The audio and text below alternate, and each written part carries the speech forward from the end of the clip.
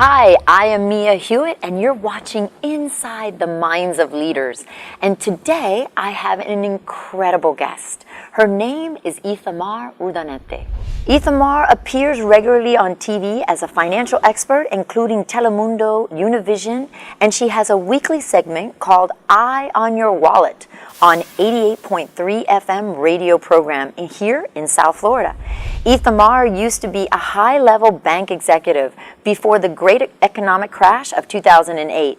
Ithamar has become successful in developing programs like financial intimacy and its polar opposite, financial infidelity. Welcome. Thank you. Yay. Happy to be here. That's like a lot in there, right? Financial intimacy. Financial intimacy. Wow. It's been a process to find that intimacy because it's something that I felt that I had to put in writing and portray my message. Why financial intimacy? How do I get there? How to write about that and teach other women, which is what I've been doing in the last 8 years now. It's been a long process. So I decided to find the financial intimacy and translate it into what it's called the program today, Married, Prosperous, and Happy. Where were the bad financial decisions? Like, what were those? And where did that happen? Well, it's a turning point. It's a turning point because even though I went through school, had a financial degree, being a banker for almost 20 years, yes. You realize that you have to apply some principles in life. Mm-hmm. We made our first $1 million, per se. I was in my 20s. Mm-hmm. And that's giving, a gun to a child if you don't know how to use it. You have to hand in the money, but also giving the instructions how to use it. I was never taught those principles. So when I made my first $1 million, I lost it all. By that time, I was married. I was looking to find my identity in what I had and not who I was. And how did you change your thoughts to go from one of an attachment to money to actually someone who feels very free and easy with money? Well, it was a situation. We didn't have a job. We lost our jobs the same day, the same time. Yes. And indefinitely. We thought that with all the connections that we had, the people that we knew, yes, we ended up without jobs for almost a year. In our situation, our son back then was 7 years old. I used to make purchases and hide them from my husband. So when he found out that I was $85,000 in debt, credit card debt, just credit card debt, outside of that $1 million, just credit card debt, I almost lost my marriage. He forgave me in the process, and I've learned so much from him and from the whole situation. Today, our lives is not the same. We feel that our marriage just builds stronger. We have authority to teach our children. Now, I'm pregnant. I have another child on the way. Yay. Exactly. And things are not going to be the same with this baby. What specifically will you do differently with this child that you didn't know with the other child? Teaching the principles of what we have is not ours. We're just called to take care of it. We have to be good stewards. The saving part, the don't spend it all, the giving part. So from very small age, I will teach him different things that I teach in my events, in my consulting, everything. What would you say is the top 3 tips that you offer any woman who's struggling with her finances? Okay, number 1, recognize that you have a problem. Number 2, being honest about it. And number 3, seek help. So how do you be a contribution? Like, how do you use money as a way to contribute rather than let money run you? We are born with a bigger purpose, and my biggest purpose is change the economy through teaching women in Latin America to change their surroundings.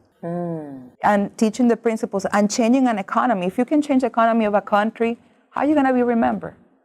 What would you say are the key mistakes that hold people back? Not having a mentor. Nice. Or mentors. We have a lot. Several. Not having mentors, not being accountable to anyone. And you need surrounded with people that celebrate you and not tolerate you. When you think of money, oftentimes people immediately think of lack of. Mm-hmm. How do you get them to begin thinking of money differently so they can begin to really see the opportunities that money provides. To me, money is just a vehicle to get to a destination, right? It's a tool. How do you get them to see it where it's no longer, has them a control over them? I discuss the concept of prosperity more than money or wealth, because in our personal life, prosperity, it's better than money. Prosperity gives you the options of choosing. Money is just a tool. And if you live to make money, you're going to be a slave for the rest of your life. So true. Because in the search of finding money, just money, you can lose your health, you can lose your happiness, your family, your friends. So it's setting your priorities straight and having that prosperity work for those priorities. So let's say somebody's struggling, they're in their career and they're struggling with money.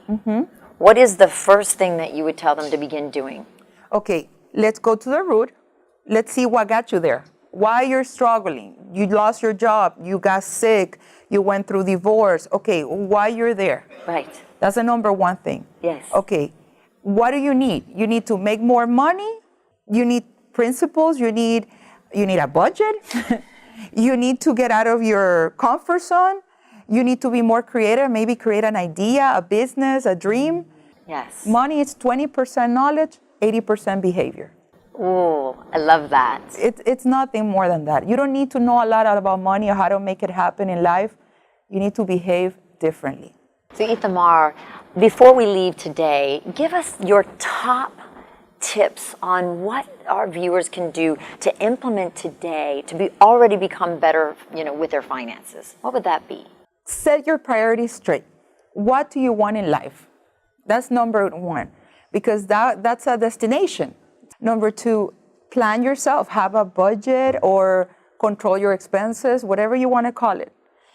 Don't spend it all. Make sure that whatever you make, whatever intake, you pay yourself first. Yes. A lot of business owners make that mistake. That's why they don't see the fruit of their work. If you're struggling financially, you need to seek for help. Look for experts. The problem is that we ask for advice to the people that we don't even know that they're in a worse situation than we are. Yes. Okay? We usually ask for help to the wrong person, and they usually give us the wrong advice. And finally, I think that never believe that you're in a great position. Because there's always room for improvement. I acknowledge you tremendously. Anybody who is at all interested in happiness, prosperity, and having an amazing marriage needs to check out your book. I mean, you are just an incredible woman. The unity that you're bringing to marriage is so beautiful.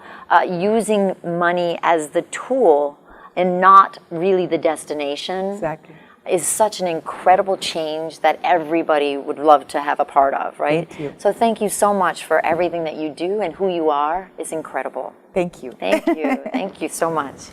If you would like more information, then go to www.miahewett.com and sign up.